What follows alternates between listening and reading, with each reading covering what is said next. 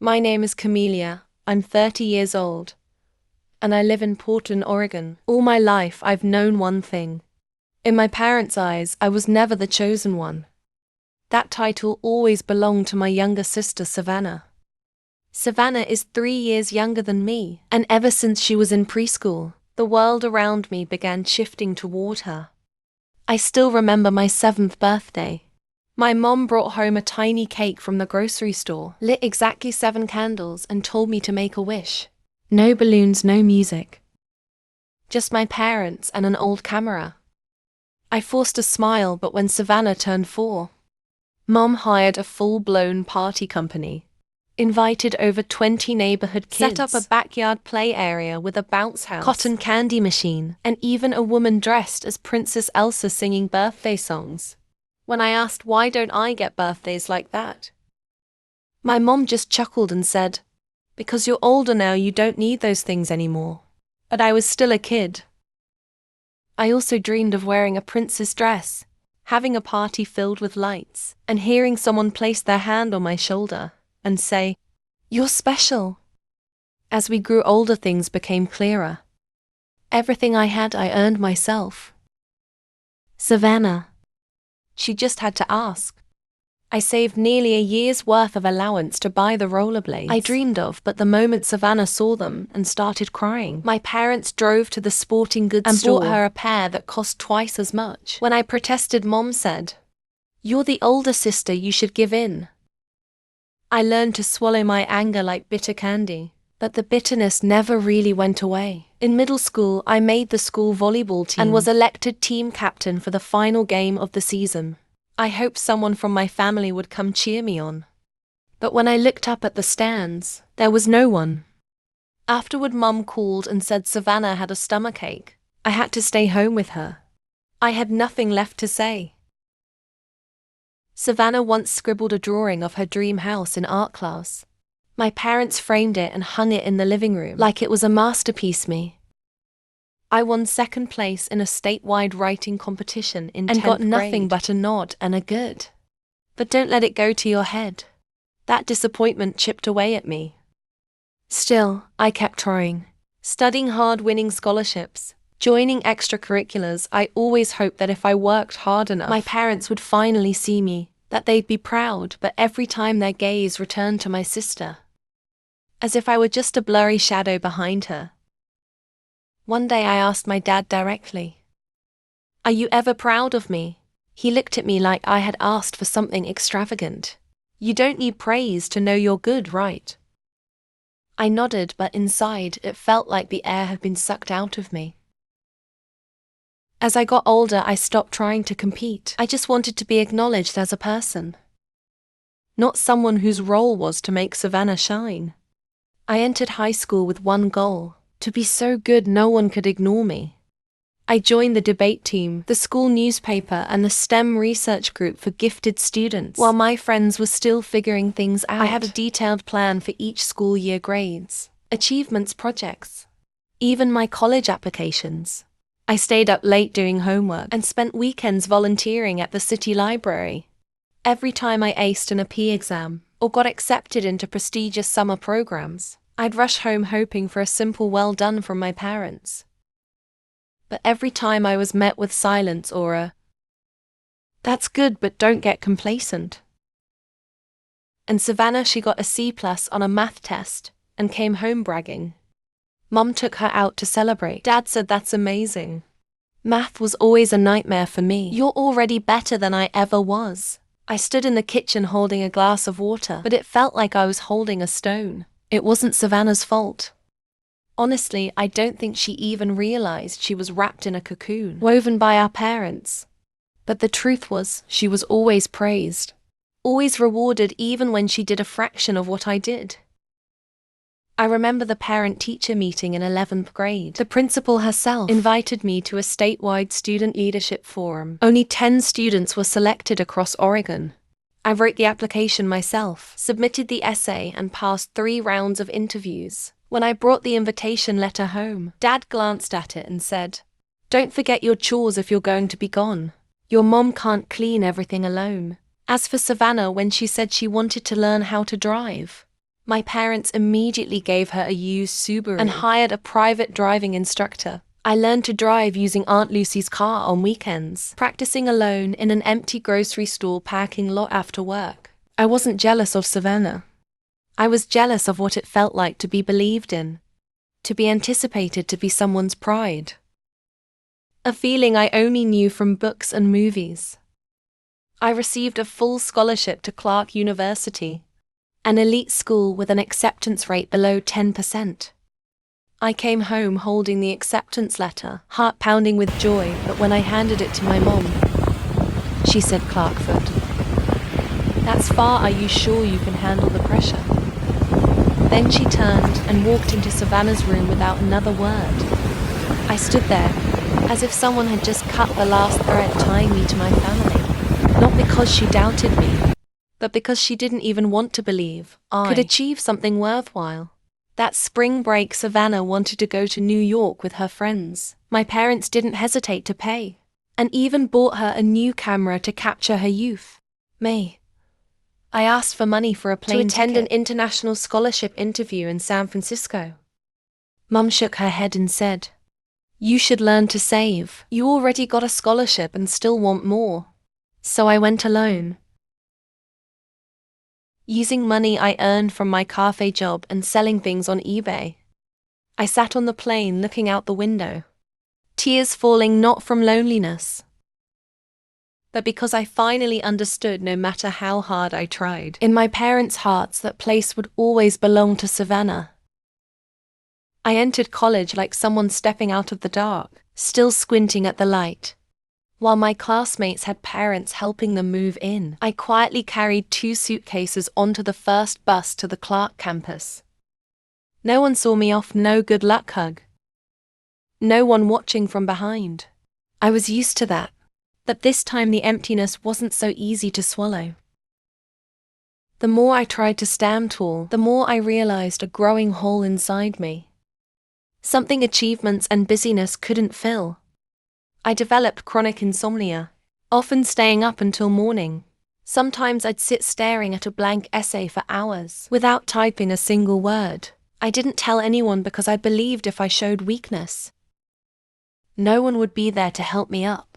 Everything truly collapsed when I fainted in my sophomore finance class. The doctor said it was a nervous breakdown caused by prolonged stress. That's when the school required me to meet with a counselor. During the first session, I sat silently for 15 minutes. Then the counselor gently asked Camilla, "Do you feel like you're straining just to be seen?" I broke down in tears. I couldn't hold it back anymore. Those therapy sessions pulled me out of the fog. I began to understand that emotional neglect from family wasn't my fault, that what I experienced was real harm. Not me being too sensitive, like Mom always said. After 2 years, I learned to rebuild my self-worth from those shattered pieces. I chose finance as my major, not because anyone guided me, but because I wanted to build the kind of stability I never had. I worked at the Student Support Center, then landed an internship at a small investment firm. I started earning my own income, just enough to cover the tuition not covered by my scholarship, and rent a tiny room off campus. No more hearing Savannah scream through the house about missing shoes, or Mum calling me downstairs to scrub the kitchen while I studied. I graduated with honors, received offers from 3 major firms. I chose a financial consulting company in Seattle, where I knew I could truly grow. 7 years have passed, and I'm still there. From analyst, I was promoted to team leader, then to associate director. I work tirelessly, but for the first time, I feel seen. No one sees me as someone else's shadow anymore. At 27, I bought my first apartment. It was a small space filled with light near Green Lake. I stood in front of the door for 10 minutes just holding the key, breathing in the feeling of finally belonging to something that no one had to give me. I didn't call my parents. I knew if I did, they'd only ask, "How many square feet is it?" And then start talking about how Savannah just launched another TikTok channel. That was pretty fun, but that was fine. I no longer lived for their praise. I kept my distance. I only went home once a year for Thanksgiving, and usually left early. Conversations with my mom rarely went beyond, "How have you been?" and "Savannah just got a new haircut." "It's gorgeous." Dad barely spoke at all. I thought I was used to it. Thought time would eventually blur everything away like dust. Until I got the call that my grandfather had passed. I still remember that morning. My Aunt Linda, Mom's younger sister, called. Her voice was trembling. "Camilla, your grandpa's gone last night in his sleep." I gripped the phone, my heart went still. He was old and his health had been failing for years, but I still wasn't ready for that moment. He was the only one in the family who ever made me feel like I mattered, not because I was accomplished, but just because I was me. When I told him I'd won a college scholarship, he said, "You make me prouder than anything. No one can ever take that from you." That sentence had carried me through some of my darkest days. The funeral was quiet, somber, and awkward. I arrived early, stood silently in front of his photo, and placed my hand gently over my grandmother's trembling fingers. Savannah stood next to our parents, looking polished, her eyes red, but I couldn't tell if it was from grief or because Mom had just told her about the inheritance. A week later, the whole family was invited to the lawyer's office. For the will reading, I didn't think much of it. I went out of obligation. That changed when Mr. James, my grandfather's longtime estate attorney, flipped through the papers and read aloud. "All of my personal assets, including real estate investment accounts and savings, shall be equally divided among my 3 grandchildren, Camilla Harper, Savannah Harper, and Levi Anderson." I froze. The lawyer continued. "As of now, the total value to be divided is approximately $1.5 million. Each recipient will receive $500,000. The room fell silent. It felt like I'd just been swept into a storm. Not because of the money, but because I knew at that very moment my parents wouldn't let this go. And I was right that evening. Just after I got home, I received a text from my mom. "Are you free, Dad? And I would like to stop by and talk." 15 minutes later, they arrived.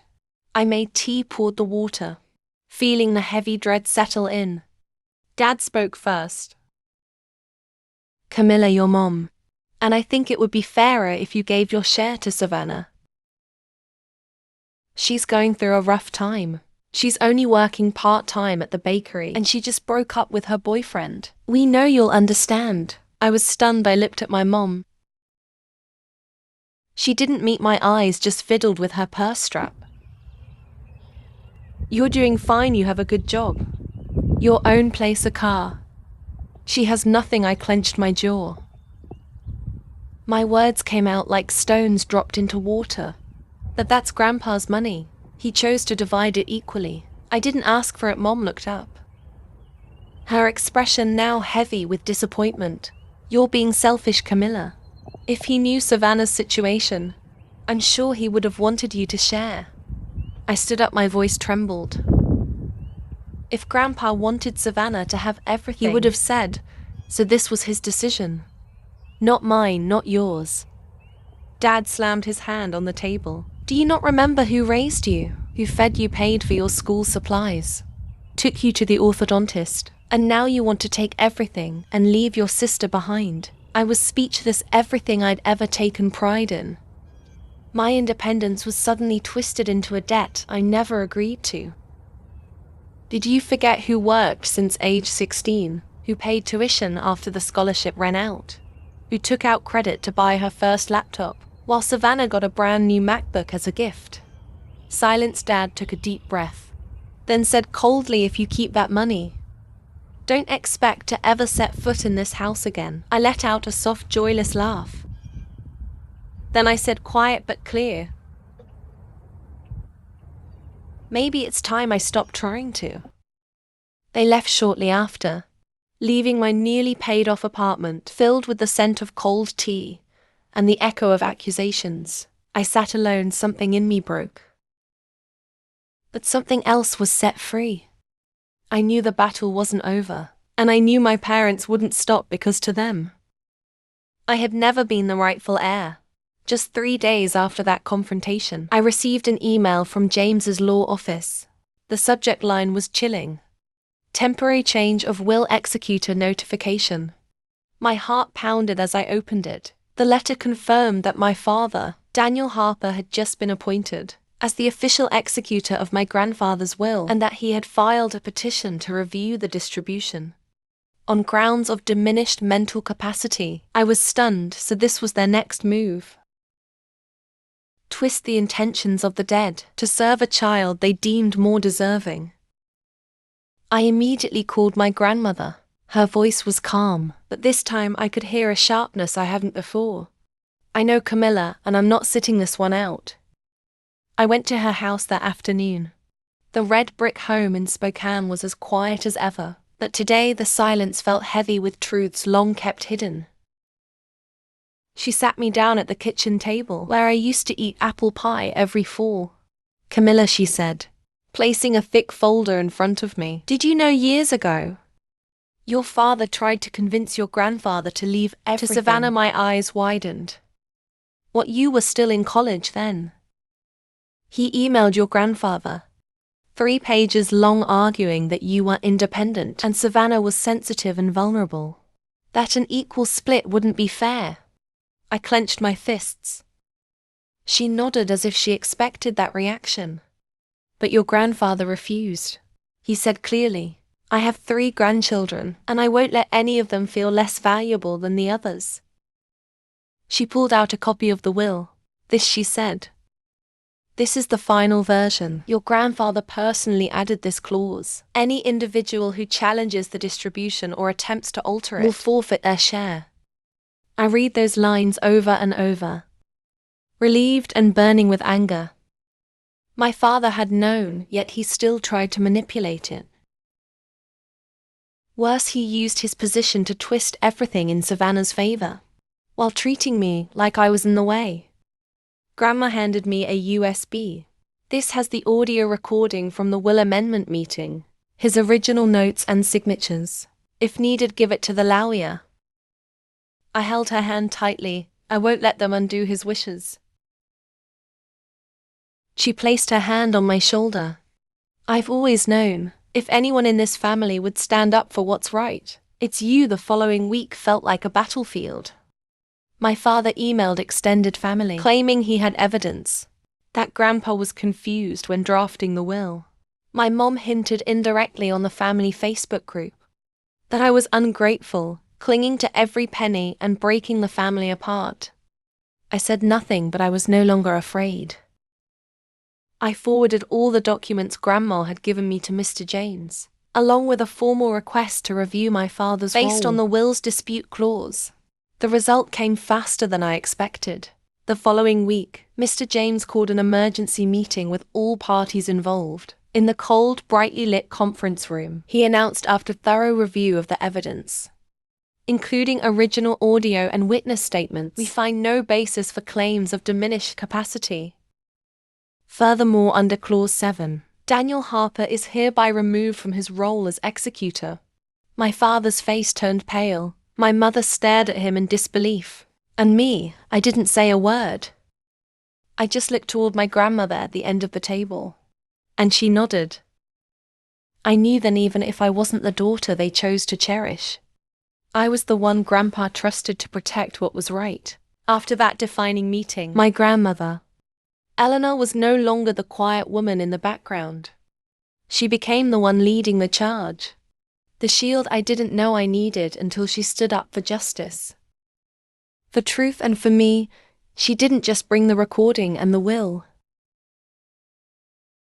She reached out to my grandfather's 2 sons, Uncle Thomas and Uncle Mark, who had kept their distance from my father for years due to past disagreements about money and values. When they learned he had tried to reinterpret the will to cut me out, they were livid.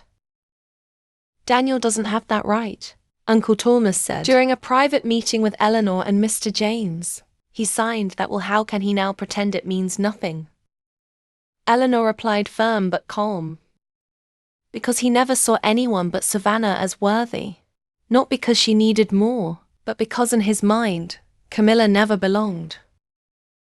I sat beside her listening. Every word cut deep, but I didn't cry. Not anymore. I'd learned to face the truth without letting it swallow me. Mr. James concluded that, with the support of the remaining heirs and overwhelming evidence of attempted manipulation, the will's execution would be handed over to a neutral, third-party attorney outside the family. By the following week, everything was finalized. My father was completely removed from all authority. No one could change the distribution. No one could rewrite Grandpa's wishes. A few days later, I got a call from the bank. The first transfer, $500,000. 0 cents had been confirmed. I sat frozen on my kitchen chair. The early summer sunlight streamed through the window, lighting up the edge of my scratched oak table. I touched the phone screen, the numbers glowing clearly. It wasn't that I didn't believe it. It was that I'd never thought I could keep something that belonged to me without having to earn it through obedience. That very afternoon, I drove to Grandma Eleanor's house. When she opened the door, I hugged her tightly without saying a word. She didn't ask anything, she just held me close as if to say, "Your grandpa saw everything, Camilla, and he's proud that night." She made the spaghetti Grandpa used to love. She turned on his old cassette player, letting the soft jazz he adored fill the room. And for the first time in years, I ate without holding myself together because I was allowed to let go. After dinner, she took me upstairs. Grandpa's office remained untouched. On the bookshelf, she pulled out a wooden box filled with papers, letters, and a small leather notebook. "Your grandpa kept track of everything you accomplished." She said, "You didn't see it, but he followed your every step. Here's the first article you wrote for the school paper. Here's your Clarkford scholarship letter. And this is your graduation photo." I flicked through the pages, my hands trembling slightly. She looked at me, eyes full of sadness and pride. "Camilla, your grandpa didn't split things equally out of obligation. He did it because he believed you deserved a fresh start, without carrying the weight of injustice. When I left that red brick house, I knew I hadn't just reclaimed an inheritance. I had reclaimed my voice, and that meant more than any check ever could. But the story didn't end there. Because the very next night, Savannah called me. Her voice was shaking like it was about to break. "Camilla, I don't know who to trust anymore. Mom and Dad want me to do something I don't want to do." I stayed silent, heart racing. I knew those words were a doorway, one that led to a truth I hadn't yet heard. And I had to brace for the next storm. That call from Savannah was the first stone dropped into a still lake. Ripples followed fast. Less than 2 days later, I got a text from my mother. "What did you say to Savannah to turn her against us? Are you happy now?" I didn't reply, but from that moment on, the lines were clear. I had become the enemy. Not because I chose to be, but because they had pushed me there. A week later, I was removed from the family Facebook group. No warning, no one spoke to me. No one asked if I was okay. They simply erased me as if I'd never existed. Then came the rumors. A former classmate of Savannah's messaged me, "Hey, did you really force your grandpa to rewrite his will? People are saying you pressured him by making constant demands." I was stunned. Not by the accusation, but by knowing exactly where it came from. My mother, the one who once said family is everything, had now become the source of the cruelest stories about me, spreading like wildfire through tea circles, church groups, and whispered texts behind my back. And it didn't stop there. My father sent an email to my lawyer, stating that the family no longer considers Camilla a moral representative, and that all assets should be re-evaluated to protect the Harper family's core values. My lawyer replied with a single line: "We'll let the law decide who's defending what's right." Whatever was left of our family fell apart completely. I wasn't invited to Grandma's birthday. A cousin unfollowed me on Instagram, and the uncle I was closest to texted Camilla, "Your aunt is heartbroken. Are you sure this is what your grandpa would have wanted?" I didn't answer because there's nothing left to explain. When the truth's being twisted so badly, no one wants to see it. I started avoiding gatherings. I skipped Easter, spent the 4th of July in my apartment, watching fireworks through the window. Those quiet nights became the space where I stitched myself back together. Little by little. I no longer waited for a phone call. No longer hoped for a text from Mum asking if I was okay. But then Savannah called again. This time after 10 p.m. outside. Everything was dark. Camilla, Mom told everyone you manipulated Grandpa. That you threatened to leave the family if you didn't get more. I know it's not true, but I'm scared if I speak up. She'll never forgive me, her voice trembled. And I realized Savannah was a victim too. Just from the other side of control. Have you ever thought, I said softly, that a family that only loves you when you stay quiet might not be love at all? Savannah was quiet after a long pause. She said, I'm trying. That they make me feel like I'm doing something wrong just because I started thinking differently. I didn't blame her, not anymore. I understood now, some people have to go very far and hurt very deeply before they can see the place they've escaped from. But my parents showed no signs of stopping. I heard that Dad was threatening to sell the ancestral home in Spokane, saying Camilla betrayed the roots of this family and doesn't deserve to hold on to any memories. I said nothing, but Grandma did. She called me after a private family meeting I hadn't been invited to. Her voice was calm but firm. Camilla, you're not alone. Don't let them make you bow your head just for having self-respect. And in that moment, I realized true family isn't who shares your last name. It's who's willing to stand in the crowd and say, I believe her. But it still wasn't over, because a few weeks later, I got a letter not from my parents, but from the tax office.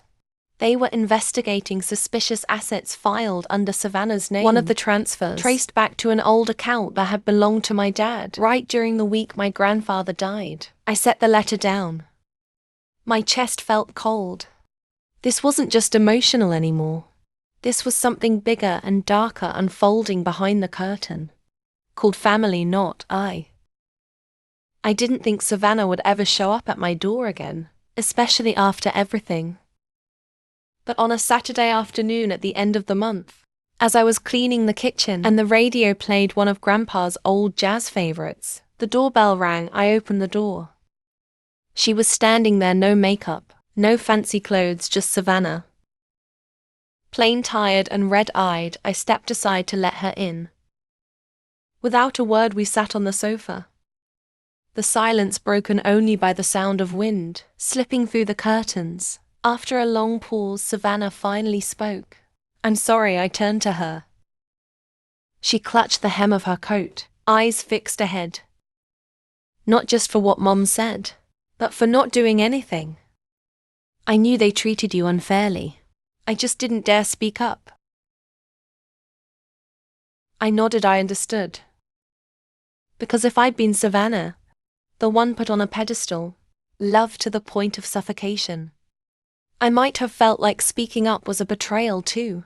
Mom and Dad asked me to sign papers to temporarily transfer my inheritance into Mom's account. She continued, they said it was for tax purposes. I refused and Mom told me I was no longer her daughter. I took a deep breath, not from surprise but from hurting for her. Camilla, I don't want to become a copy of them. I want to understand why I was so spoiled. While you were always expected to give everything up, I was speechless. I used part of Grandpa's money to enroll at the community college. She said I'm studying social work. I want to help people hurt by their families like you and like me. I couldn't hide my surprise. Not because Savannah wasn't capable, but because she had dared to step out of the role our parents wrote for her. We talked until late that night about Grandpa. About all the times I tried to be seen. About how Savannah never felt strong enough to stand on her own, because everything was always handed to her. I was jealous of you, she whispered, because you could make your own choices. I only knew how to follow what I was told. That confession didn't make me feel victorious. It made me feel light, because for the first time, we truly saw each other without our parents' filter. Since then, we've kept in touch regularly. Every Wednesday, Savannah calls me after class, and I send her reading material on autonomy and boundaries in relationships. A month later, she invited me to her first presentation in soft skills class. Her hands shook holding the mic, but when she saw me in the front row, she smiled at the end of her talk. She said something that silenced the whole room. I used to think family was a constant, a safe place. But sometimes, you have to go far away from it to learn who you really are. I didn't clap loudly, I simply stood up, walked over and hugged her. No more words were needed. Now we've made it a weekend ritual to walk around Green Lake together, where I used to jog alone after long work days. Now it's where we both begin to heal. I'm not sure if my parents will ever understand the change that's happened. At one point, Mom called Savannah in tears, saying, "Camilla's gotten into your head, and this family is falling apart over some money." But this time Savannah didn't fold. "I'm choosing the truth, Mom." She told her I'm choosing to do what's right, not to stay silent like before. When she told me that, I looked at her for a long time. In that moment, Savannah wasn't the pampered girl who didn't know fear anymore. She had become someone who could face pain, who could try to make things right, even if that meant stepping away from the arms that once protected her all her life. And for me, that marked the beginning of a new chapter, not one of conflict but of healing. I had always thought I would use the inheritance to invest or create a personal fund, a way to feel more secure in an unpredictable world. But the deeper I went into my healing journey, the more I realized that the first thing I needed to invest in wasn't an asset. It was myself. The first thing I did was pay off the remaining balance on my student loans. When I signed the final payment confirmation, I didn't feel loud joy. What I felt was a deep sense of relief. Like I had just taken off an invisible backpack I'd carried for over a decade. I spent part of the money to upgrade my apartment, not to show off, but to make it a real place of healing.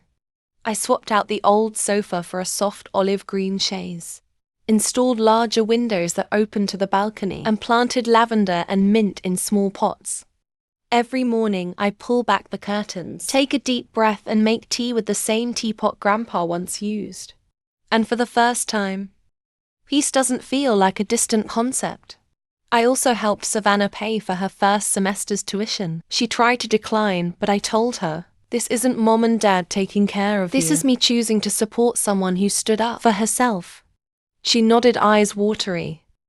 And from that moment, the awkward distance between us disappeared. The closer I grew to Savannah, the more I realized how many people out there were just like us, carrying wounds caused by favoritism, control, silence, or denial from those who were supposed to love them most. I began reading about family trauma. I joined online support groups where people shared what it was like growing up in broken homes that were still labeled as fine. One evening, after attending a workshop on the power of conditional forgiveness, I sat on the steps outside the downtown counseling center and for the first time admitted to myself, I wanted to do something bigger for people like me. I wanted to become someone who walks alongside others, not because I've healed completely, but because I understand that pain too well to watch others endure it alone. I enrolled in a pre-counseling program for working adults. Every Tuesday and Friday night, I'd attend class and sit beside people also trying to start over. Some were retired teachers, some recovering addicts, others former military. We were all different but strangely connected. Maybe because each of us carried an untold story, I chose to focus on therapy for adults who grew up in toxic family environments. I learned how to listen without judgment, how to guide someone in drawing the line between boundaries and exploited kindness. I started volunteering at a center for teens who had experienced emotional abuse. Twice a week I helped them write emotion journals, express fears through art, and even practice saying no without feeling guilty. One day a girl named Elise whispered, "You're not like the adults at home. You don't look at me like I'm a problem." I just smiled and said gently, "That's because you're not a problem. You're someone learning how to live as your true self."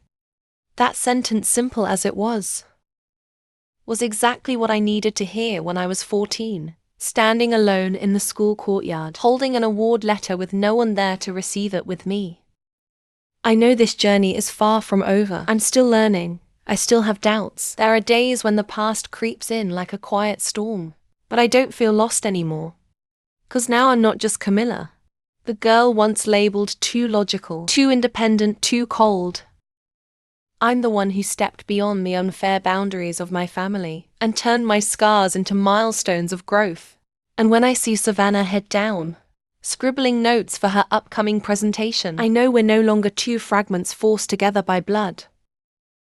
We are two people who chose each other with understanding, compassion, and a kind of sisterhood rebuilt from the rubble. It's been almost a year since I received my grandfather's inheritance, but the most valuable thing I inherited wasn't the $500,000. It was freedom. I've learned how to say no without explanation. I no longer feel guilty for skipping family gatherings I know will drain me. I don't force a smile through their sarcasm, or edit just my to feelings. Keep the peace. I've stopped trying to prove my worth to my parents. If they can't see me now, it's no longer my burden to bear.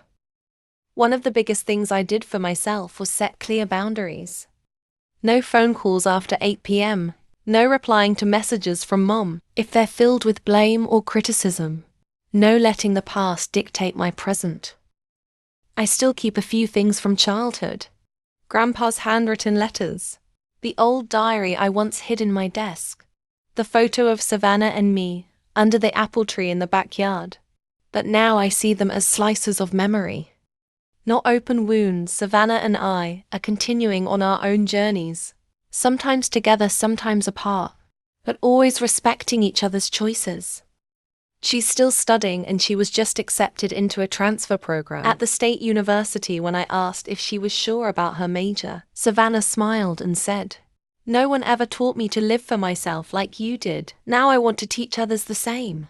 We had a small spring picnic at Lincoln Park. Just the two of us, some simple food and a speaker playing Grandpa's favorite jazz tunes. As the sunset lit up her face, I realized some things we think are broken forever can be put back together if we're brave enough. I started building my own project, a support group for adults who grew up in families shaped by control, favoritism, or emotional neglect. I called it New Arms. Not just a place for healing, but a place to redefine what family can mean. The project has been slow, but steady. We hold small weekend sessions, invite guest therapists, and create safe spaces for people who've never had the chance to be heard. A woman in her 40s once cried, sharing how her mother always compared her to her sister. A college student admitted he'd never pursued his dream major because his dad said it was useless. I listened to every story, and each one reminded me of my own. I also began offering one-on-one sessions once a week with a limited number of clients. I wasn't chasing numbers, I just wanted to do it right and enough. Grandma remains my quiet companion. She came to the opening of New Arms and gave me Grandpa's old scarf from his final years. To remind you, she said, that no matter how far you go, kindness and fairness should always start from family, or from those we choose to call family. I hugged her for a long time. She didn't need to say much. Her presence was the kind of support I once wished for from my mother. And now I have it, just in a different way. My parents still keep their distance. I don't blame them anymore. Maybe the only thing I hope from them now is acceptance. And if they can't give that, I'll still be okay, because I no longer live in the shadows, waiting for someone to flip the switch. I've built my own light now. I wake up every morning without that heaviness in my chest. I drink coffee, watch the sunlight spill across the curtains, open emails from strangers waiting to be heard. And I know that my journey, even though it began in pain, has led me somewhere entirely different.